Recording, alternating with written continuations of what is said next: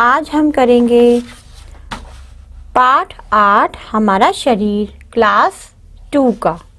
ठीक है क्लास 2। तो सभी बच्चे अपने बुक्स निकाल लीजिए। पेज नंबर 31 कार्बोहाइड्रेट्स, अध्याय 8 हमारा शरीर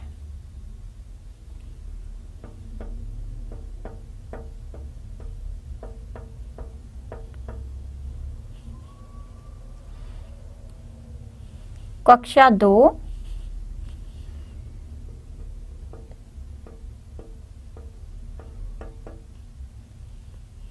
लेक्चर 2। तो पहले एपिसोड में बच्चों हमने देखा था हमारा शरीर का पेज नंबर 30 हमने पढ़ा था और उसमें हमने जाना था कि हमारा शरीर कैसा है। एक अद्भुत मशीन है, वो इंजन के समान है ना। इंजन को ठीक तरह से जिस तरह से चलाने के लिए ईंधन की आवश्यकता होती है, वैसे ही हमारे शरीर को निरोग रखने के लिए संतुलित आहार की आवश्यकता भी होती है। पहले एपिसोड में हमने ये जाना था। तो आशा करती हूँ कि आप सभी लोगों को पसंद भी आया होगा और सभी बच्चों ने देखा भी होगा और समझा भी होगा। तो आज हम करेंगे शुरू अध्याय 8 हमारा शरीर लेक्चर 2। इसमें आप पेज नंबर 31 आप सभी बच्चे निकाल लीजिए, जिसमें हम कार्बोहाइड्रेट पढ़ेंगे। तो कार्बोहाइड्रेट से पढ़ेंगे आज हम। और पिछला हमने जो पढ़ा था वो प्रोटीन और खनिज के बारे में पढ़ा था और ये भी जाना था कि भोजन के क्या क्या कार्य होते हैं। वो भी हमने 3 पॉइंट्स हमने समझे थे और प्रोटीन और खनिज पढ़ा था। तो अब हम पढ़ेंगे कार्बोहाइड्रेट्स। ठीक है बच्चों।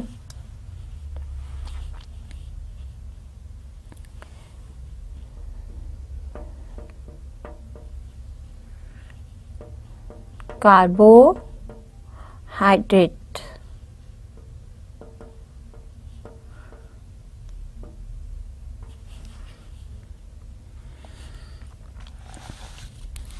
सभी बच्चे पेज नंबर 31 निकाल लेंगे। कार्बोहाइड्रेट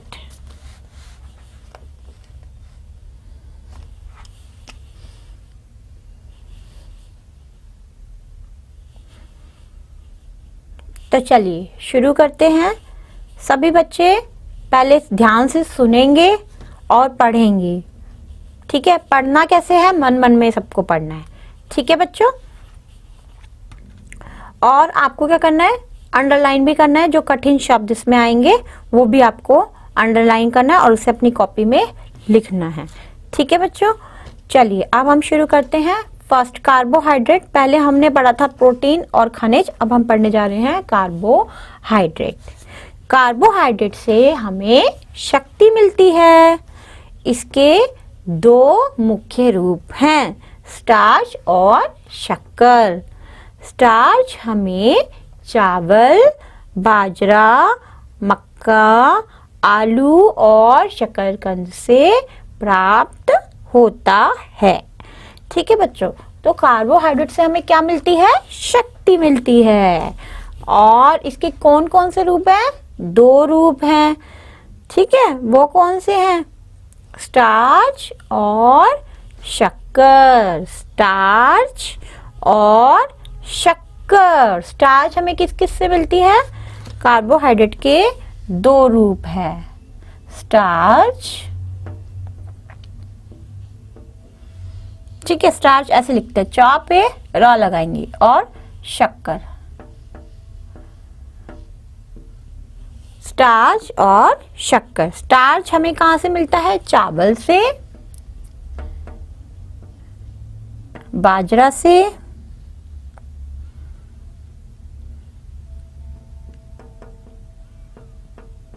मक्का,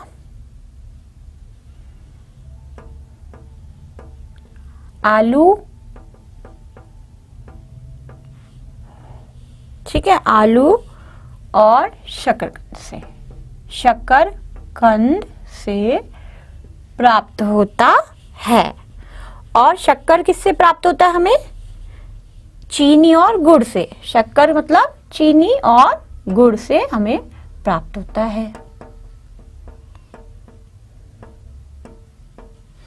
ठीक है, ये समझ में आ गया सबको। स्टार्च हमें कार्बोहाइड्रेट्स के दो मुख्य रूप है, स्टार्च और शक्कर। और स्टार्च हमें चावल से मिलता है, बाजरा से मिलता है, मक्का से मिलता है, आलू से मिलता है, तो शक्करकंद से भी मिलता है। और शक्कर हमें किस किस से मिलती है? चीनी से और गुड़ से। और दूसरी बात, शक्कर जो होती है वो एक अन्य स्रोत चर्बी भी है, उसका एक शक्कर का एक अन्य स्रोत चर्बी भी है। मतलब ज्यादा अगर हम ये खाते हैं तो चर्बी होने लगती है। तो चर्बी हमें किस किस से मिलती है? दूध से,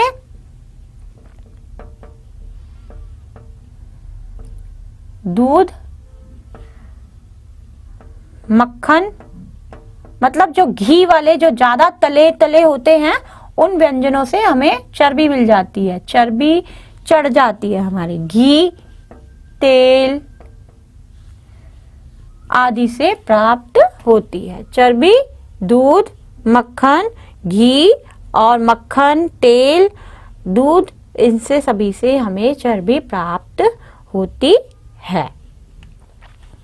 ठीक है, अब आता है विटामिन और लवण।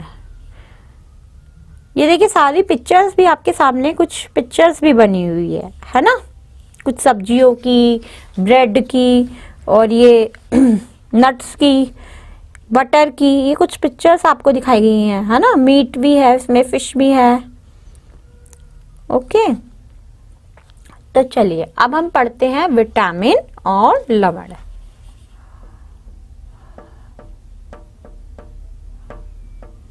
विटामिन और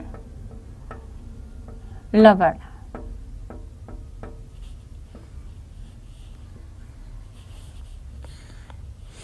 शरीर की विभिन्न प्रक्रियाओं को ठीक प्रकार से चलाने के लिए और शरीर को स्वस्थ रखने के लिए क्या काम आते हैं? Vitamin A, vitamin B, vitamin C, vitamin D, vitamin E, chlorine, iodine और लवण करते हैं। तो बच्चों, जो शरीर की जो हमारी विभिन्न प्रक्रियाएं हैं उनको ठीक प्रकार से चलाने के लिए, हमारे शरीर को स्वस्थ रखने के लिए, हेल्दी रखने के लिए कौन कौन से विटामिन काम आते हैं? Vitamin A, B, C, D, E, साथ साथ है सारे। Vitamin A, B, C, D, E, और क्लोरीन और आयोडीन और लवण, ये सब क्या है?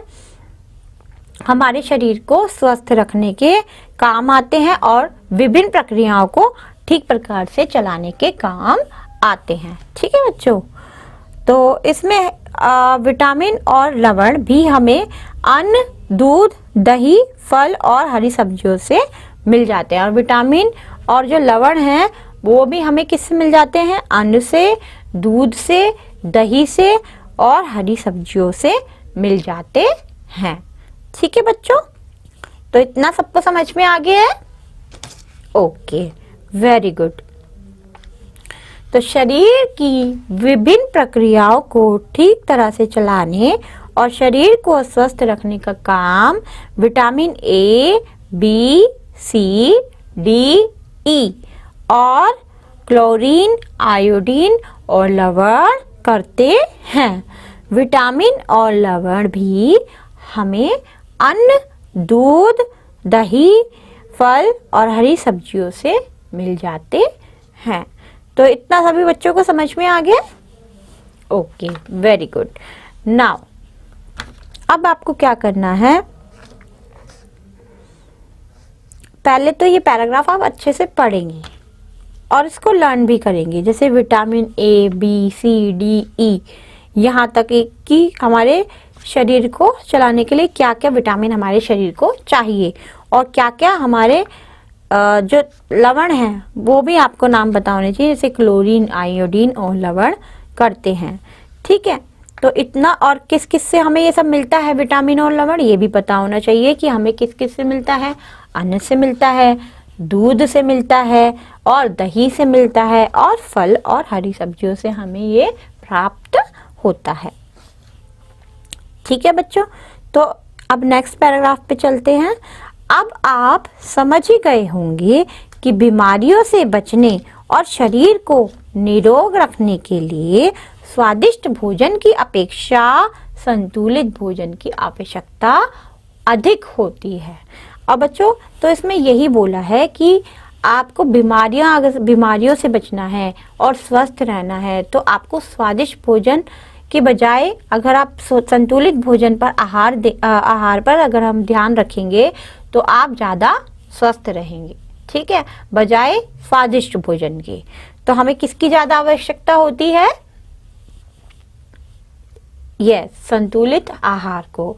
और बच्चों, संतुलित आहार भी बहुत ही स्वादिष्ट होता है। जो लोग मांसाहारी नहीं हैं वे क्या खाते हैं? अब मांसाहारी तो बहुत चीजें खाते हैं, बट जो मांसाहारी नहीं हैं वो बच्चे क्या खाएंगे? रोटी, दाल, चावल, घी, मक्खन, तेल, शाक, सलाद, फल, दूध और दही। ठीक है, दही के सहारे संतुलित भोजन की योजना करके स्वस्थ रह सकते हैं। अब जो लोग शाकाहारी हैं पूरे तरीके से, वो सब क्या खाते हैं? यही तो खाते हैं, रोटी, दाल, चावल, घी, शक्कर, सलाद, है ना, शक्कर वाली चीजें, मक्खन, तेल, घी और फल, दूध। ये दही के सहारे ही वो संतुलित भोजन प्राप्त कर लेते हैं। ठीक है बच्चों, और वो स्वस्थ भी रह सकते हैं। तो सभी बच्चे ये पढ़ेंगे एक बारी।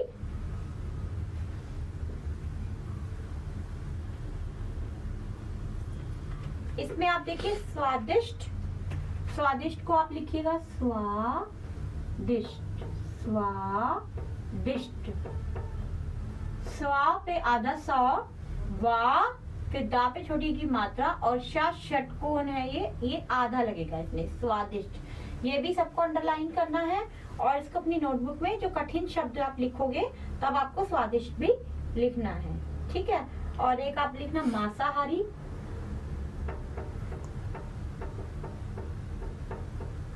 ये भी एक कठिन शब्द है।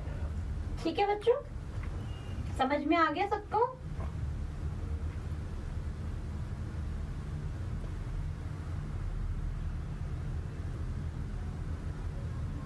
और जो लोग मांसाहारी नहीं है वो क्या क्या खा सकते हैं?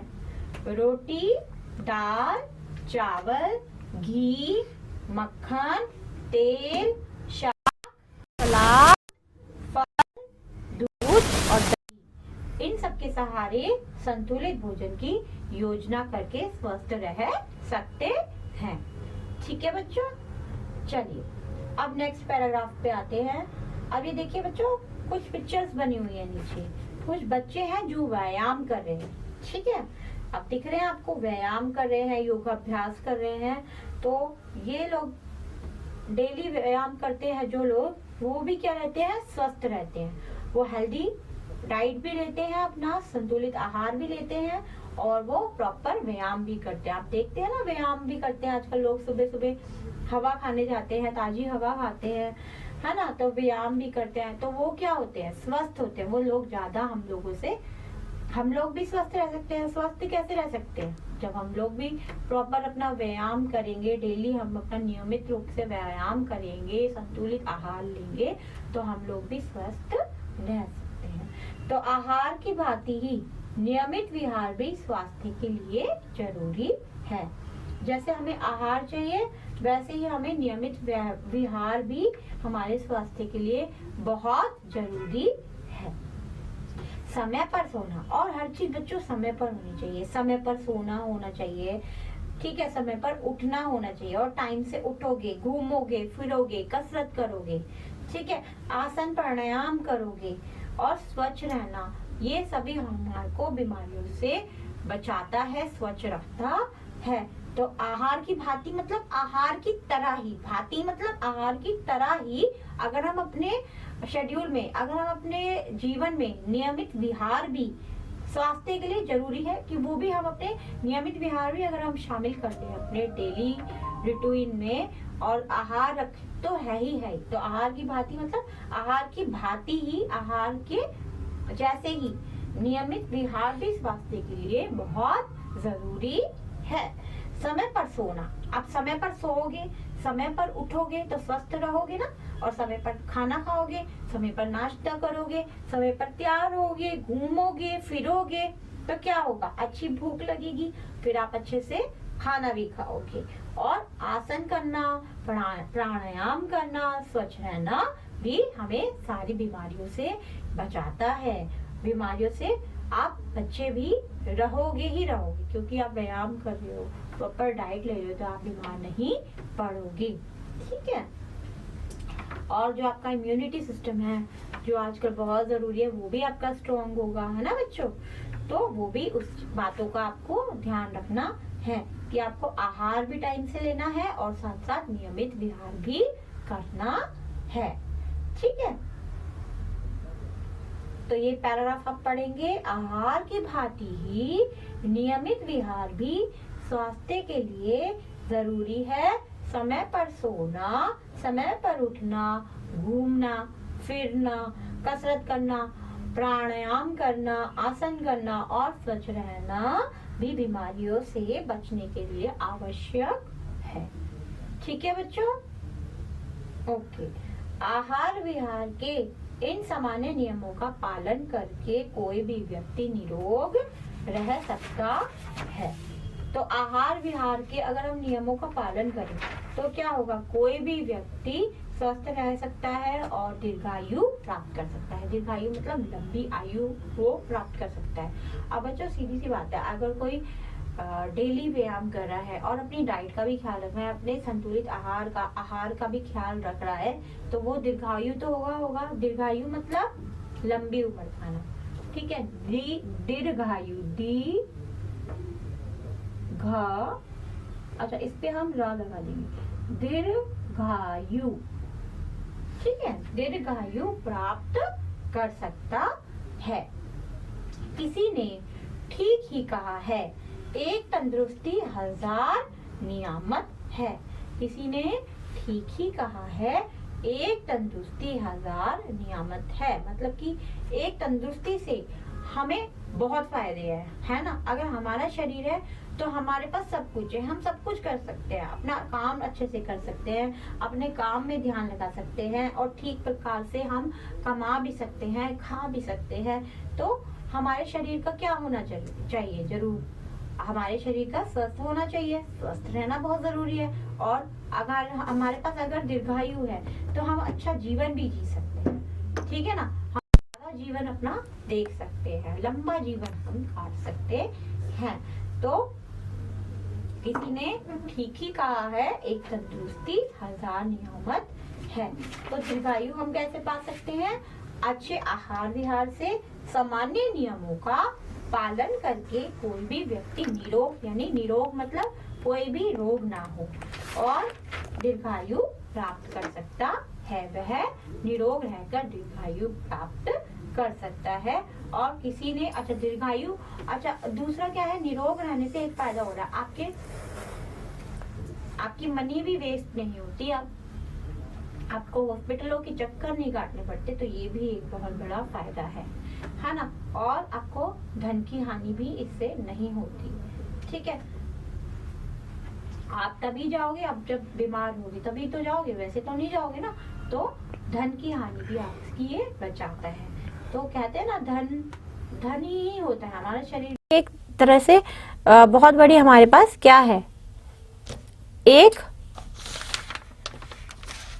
बहुत बड़ी हमारी अद्भुत मशीन, इसीलिए ही इसको कहा गया है कि बहुत अद्भुत है हमारे लिए, क्योंकि शरीर ही तो है जो हमारे लिए सब कुछ करता है, जिसके द्वारा हम सब कुछ अपनी मंजिलों को भी हम पा सकते हैं।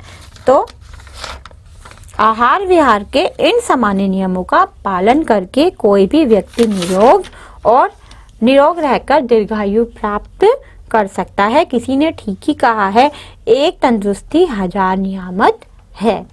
ठीक है बच्चों, समझ में आ गया। तो ये चैप्टर आपका कंप्लीट हो गया है। अब आपको ये रीड करना है बच्चों। इसके शब्दार्थ पढ़ लेते हैं हम। सबसे पहला शब्दार्थ है संतुलित। संतुलित मतलब सही मात्रा में, सही मात्रा में मतलब बैलेंस्ड, एकदम जो सही मात्रा में जो खाना हम खाते हैं उसी को हम क्या कहते हैं, संतुलित।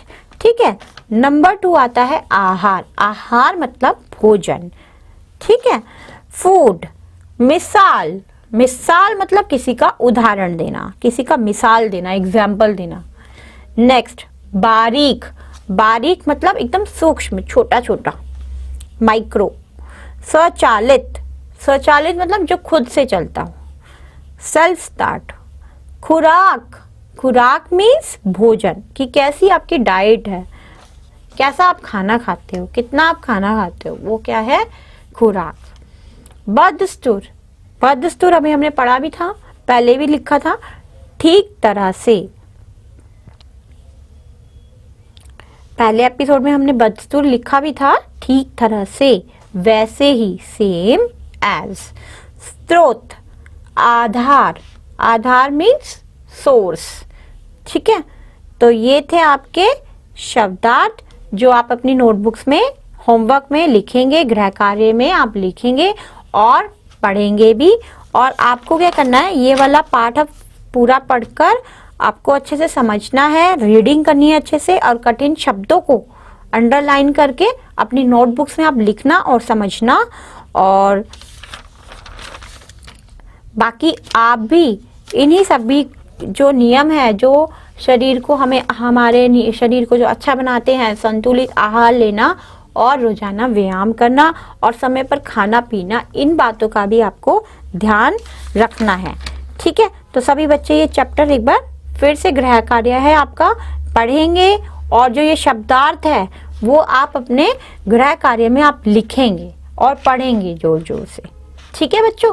तो इसी के साथ ये क्लास यहाँ पर खत्म होती है और आशा करती हूँ मैं आपको सभी बच्चों को समझ में आया होगा। धन्यवाद।